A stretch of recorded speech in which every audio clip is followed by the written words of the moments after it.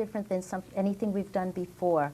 My special guest this evening is William Cooper, and if you've been watching the show, you know that William has been with me twice before, and the response has been so overwhelming. Bill is here in New York because he's going to be lecturing, and he'll be telling you about that in a little while. So we decided to change the format of the show tonight. We decided to do it as a call-in show, so if you have specific questions that you would like to ask of Bill when we come back, please think of them and give us a call, and we will be more than happy to answer your questions. Okay, Bill? Hello. What have you been doing since we last interviewed? Well, I've been working on the second volume of the two-volume set of Behold a Pale Horse. Oh, maybe I should just show this. Last time we interviewed Bill, he was showing, he was first putting out his book, Behold a Pale Horse. Volume 2 follows it directly? Well, when it's finished, I'm in the process of still writing it and compiling the information. Also, I've just completed a dream, really. I'm on radio now, have my own show. Monday, Tuesday, and Wednesday nights from 9 to 10 p.m. Central Time on satellite. Anybody with a dish can download it. Any radio station with a dish can download it and anywhere in the world. Anywhere in the world, and play it on their on their own airtime, and there's no charge to them whatsoever. And I'm doing this to try to educate the American people.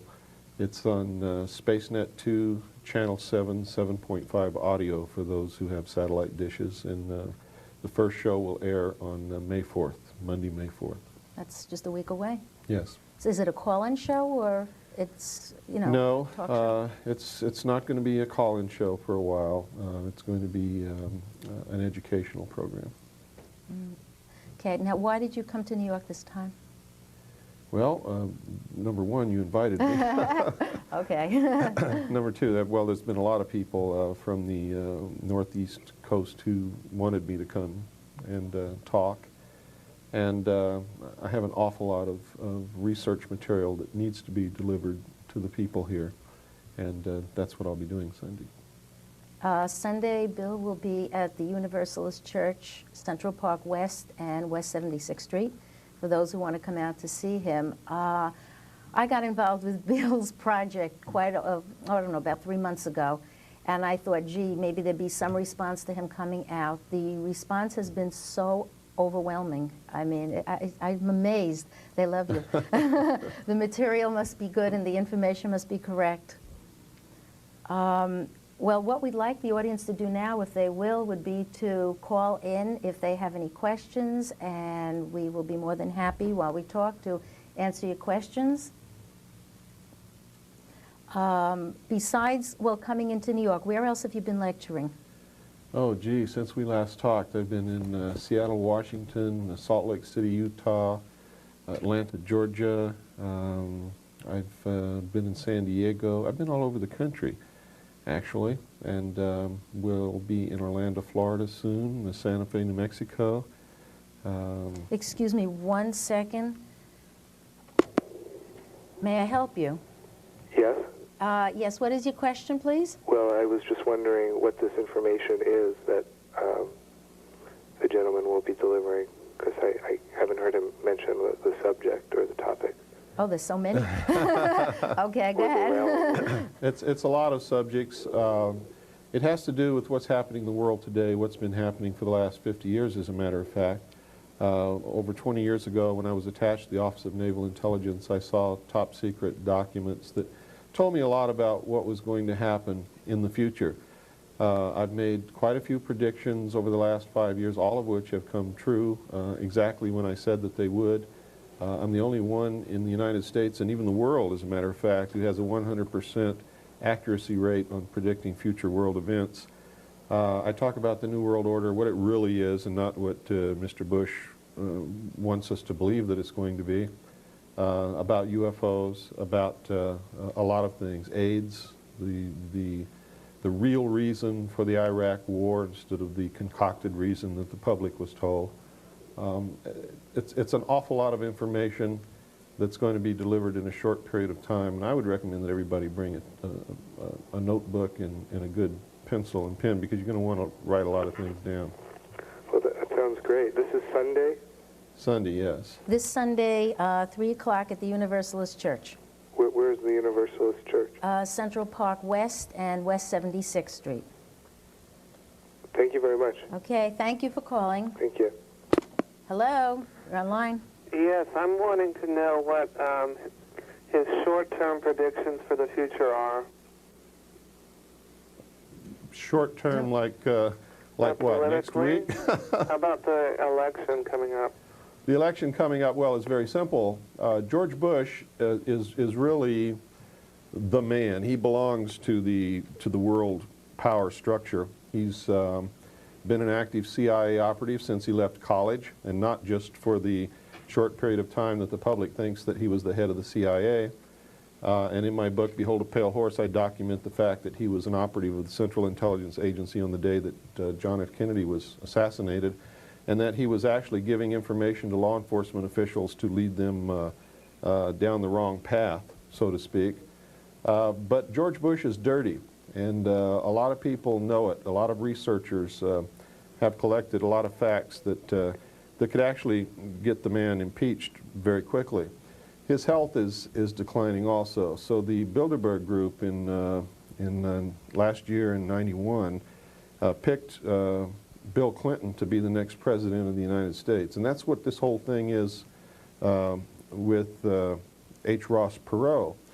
If he throws his hat in the ring along with Colonel Bo Gritz, then that's going to take a lot of the conservative vote away from George Bush and will literally ensure that Bill Clinton is elected as president of the United States.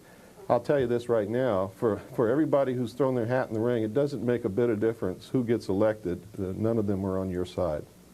Then who really runs everything?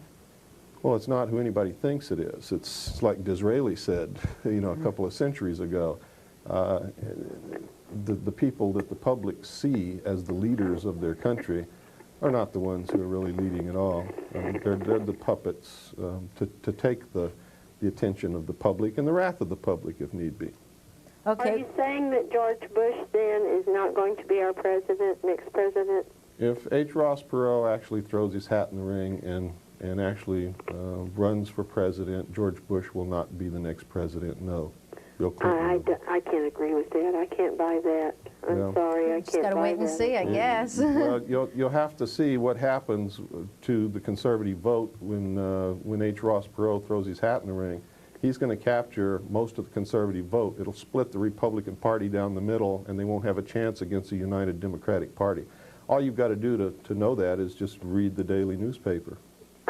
Okay, I don't really rely on the newspapers for information. Do you? Ma'am, when the elite of the world are talking, they talk through the New York Times. And when they're talking, you better listen. we've got to move on to the next question. Okay, thank you. You're online. May I help you? Hello. Hello. Hi, Ellie. This is Charles Arnold. Hi, Charles. How are you? Okay. Listen, I just heard you make a statement about the Mr. Cooper's lecture on Sunday. You Yes. said 3 o'clock. The flyer says 4 o'clock. Which one is correct? Well, we'd like people to be up there at 3, It's 4 Okay. o'clock. but it'll start at 4. All right. I just wanted to find Thanks, out Charles. for sure. One Okay. other thing. I want to find out a little bit more about the extraterrestrial secret government connection, and if there is one. Okay. Boy, that's a complicated subject, and an explanation would require a great bit of time. There certainly is an extraterrestrial presence, no doubt about it. There are real extraterrestrials in this universe. They have visited the Earth, may still be visiting the Earth. UFOs are real. Many of them are owned and operated by the United States government, the Soviet Union, Great Britain, and Canada. And whether or not they are extraterrestrial in origin remains to be seen. I don't know. When I was with Naval Intelligence, I saw top secret documents that said that the government was well aware of this presence and were concealing it from the public. Okay. Okay, Charles. See you on Sunday. Okay, thank you. You're online. Hi.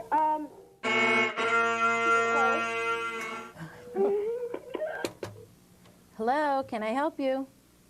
Hello? Okay, I guess we lost them Lost that also. I guess, oh wait, there's one more. Hello? Not online? Okay. The light, because the light was on.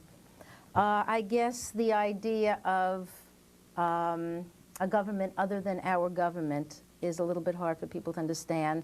The concept of beings that come and visit the earth back and forth must be very hard for people to understand too. Well, just like the last caller, most people are not in the habit of using their brains, period. That last caller was a stupid idiot. The elite of the world believe this about the average person, no matter who it is. This is what they actually believe. And on most days, most people prove them absolutely right. They believe that a nation or a world of people who do not use their intelligence are no better than animals who do not have any intelligence, and thus are stakes on the table by choice and consent for those who do. Okay, wait, we have another caller. Good evening, can we help you? No, it's bottom. Good evening. Yeah, good evening. I have a question. You hear so much about AIDS and AIDS being a manufactured disease. Now, I really want to know, is AIDS a manufactured disease, and what kind of proof do you have for it? AIDS absolutely was a manufactured disease. When I was with Naval Intelligence, there was a biological warfare project being conducted at Fort Detrick, Maryland, named MK Naomi. It was under the supervision of the Central Intelligence Agency and used Department of Defense scientists who belonged to the Special Operations Division of the Department of Defense. And the purpose of the project was to develop a microbe that would attack the autoimmune system, thereby rendering production of any vaccine an impossibility. It also mentioned in those documents that this could be used to control a targeted population. And that is AIDS. We found the document that provided the funding to develop the microbe, and it even mentions the fact that it's to attack the autoimmune system, and it's from the United States Senate Library for the 1970 funding of biological warfare projects for the Department of Defense. And I don't remember exactly which page it's on, but I put it in the, here it is right here. Department of Defense Appropriations for 1970 Biological Warfare funding, and in it, it actually states that this is to be used to develop a microbe that might be refractory to the immunological and therapeutic processes upon which we depend to maintain our relative freedom from infectious disease. And they funded $10 million for the development of that microbe. And folks, that's AIDS. Any way you cut it. So what you're saying is AIDS was manufactured? As a biological warfare agent, which has since been used to control the population of the world, which the ruling class believes is out of control. Isn't there something more that's going to happen with the AIDS virus? Introduce something else that's going to be introduced soon? Well, they're doing all kinds of things to try to stop the proliferation of human beings on this earth. And I'm not making any judgments about whether this should be done or shouldn't be done. I'm just telling you that this is what they are doing, and you can take that and run with it any way you want to. They're doing a lot of other things also. They're withholding cures for diseases. They are, they know that eventually the AIDS virus will mutate. But yeah, that's what we were talking about this afternoon. Yes. And then what happens? And they won't have a cure for the mutant disease, will they? well, I don't know. They wouldn't have put the biological warfare agent into the population if they did not have a cure, because they don't want to die. So you have to understand that no biological warfare agent is ever used in war or any other place unless there is a cure for that disease, because whoever introduces it, if they don't have a cure, they've ensured their own demise also. Okay, we have another caller. Good evening, can we help you? Hello? Hello. Yes, I would like to ask, where can I buy those books? I don't know where or if it's sold in New York City at all. It's sold at various bookstores around the country, but if you wanted to purchase this book, you can either go through the publisher, which is Light Technology Communications in Sedona, Arizona, or you can order it directly from me by sending $24 to Post Office Box 889, Camp Verde, spelled V-E-R-D-E, Arizona 86322. Okay, we've got another call. Just one more thing. Is there a fee for the meeting on Sunday? Is there a charge?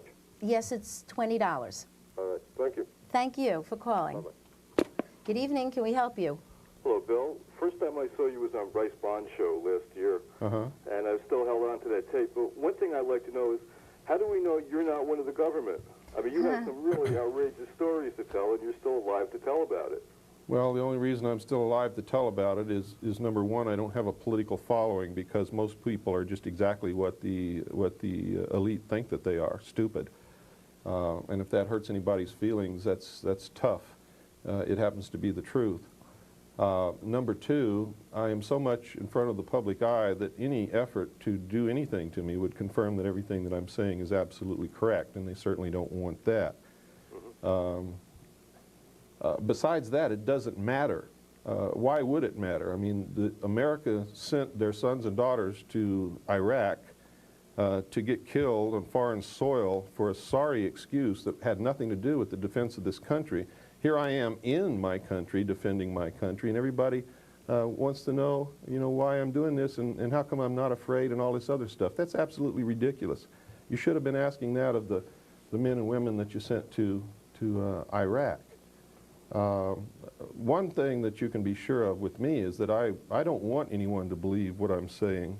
I want you to go out and verify, and if you can't verify it, then don't believe it. But not only me. See, I'm the only one that'll tell you this. You shouldn't be believing President Bush. You shouldn't believe your own mother. You shouldn't believe me. You shouldn't believe anyone. But you got to start using your brains to figure things out and stop accepting what you're told all the time. That's how you're manipulated into the situation that we're in. Well, the way things are going now, the economies are changing, Europe is changing, everything is changing. It's there for people to see. All they have to do is open their eyes and say, why is this all happening? Sure. Also, if I were a government agent, why is it that every prediction that I've made has been absolutely 100% correct, and I've warned not only the American people, but the world about a lot of things that they could have stopped had they only listened, and now it's too late. And they have gone after Bill. I guess you didn't mention that at any point. They did go after Bill at one point, too. That's correct. Okay, we're going to have to go to the next call. Thank you for calling. Thank you. Good evening, can we help you? Good afternoon, good evening. I think that's the same girl calling twice. No, that's not a girl. That's an airhead, stupid idiot. Takes all kinds. Call it what it is. Takes all kinds. Okay, we have another call. Let's hope it's not her. Yes. Good evening, can we help you? Hello? Yes, hello? Hello? Yes, what is this show that I'm watching right now? It's called the Metaphysical Experience. Hello? Hello, it's called the Metaphysical Experience. What is that exactly? Well, we'll have to talk to you some other time because we have a guest now and we want to get some questions for him. But thank you for calling. Good evening. This line is not... There's nobody there. There's no. Good evening, can we help you? No, try the other line, Ellie. Okay. Hello? Hello? Hello? Yes, hi, can we help you? You know, the thing that I'm concerned with is when you say the elite, the government, it doesn't say anybody or anything. Don't you pinpoint with names? Yes, I absolutely will. On Sunday, I suggest you attend the lecture. It's quite complicated. There are a lot of people involved. It's not one racial group. It's not one religious group. Everybody in the world so far who's claimed it's the Jews or it's the Catholics or it's the blacks are all totally off base. It is not any of those people. Yeah, but those are ethnic groups. I'm one, you say the elite, they. Are you talking about high-powered financial people? I'll tell you this again. If you want to know that, attend my lecture on Sunday. I'll be very happy to explain all of it to you. Anyway, I promise you. Good. Okay. Okay, thank you for calling. Good evening. Good evening. I'm just calling into your show for the first time, and I just, I kind of tuned in late, and I understand this gentleman's talking about our position in the Middle East as of late. I'm just wondering, I know you're asking about or saying that you want us to show up to your Sunday lecture or... No, I was talking to that one gentleman because he asked a question that was too complicated to answer in a half-hour program. I understand, but I'm just wondering, okay, William Cooper, I see your name up there on the screen right now. Mm-hmm. How do you feel about the U.S. policy in Central America in, like, I would say about 10 years ago? Did you do studies on every single event that the United States was involved in other countries, or are you just talking about the last particular conflict this country was in? No, I'm talking about the last 50 years and the next 50 years. Let me explain something to you right now. There's no country on the face of this earth right at this moment that's a threat to the United States. Oh, I agree wholeheartedly. We have no business in foreign countries tampering with their politics or with their people or with their food supply or with their money or anything else whatsoever. To go back a little ways, we have never had any business doing anything like that. Well, isn't it normally that, you know, the United States gets involved in a lot of these conflicts when their proprietary interests are threatened, like for instance, in Chile in 1970-73, when we knocked out the Allende government for, you know, to put Pinochet in. I understand that 95% of the copper industry was owned and protected by United States and British interests. And I just noticed that when our interests were threatened, we immediately took action and went into this country to stop that. Now, obviously, that, you know, I do not agree with it, but the more I look at the last 50 years of U.S. politics in other countries... Let me get at the meat of the matter of what you're talking about. Yeah, because we're almost... What you're talking about is we went down there because our interests were threatened. What interests? A commodity that we buy. That's correct. Okay, that makes us hypocrites, doesn't it? Don't we believe in free trade? Absolutely, because especially the fact that the Chilean government was democratic at the time. They had a Congress and everything. It doesn't matter what their government is. If we really believe in free trade, they have a right to sell us whatever they want to sell us or not sell us whatever they want to sell us and charge whatever price they wish. We have to move on. Okay. Thank you very much for calling, though. Good night. Good evening. May we help you? Hello. Hello. Hello? Hello. Yes, I just recently joined in the show.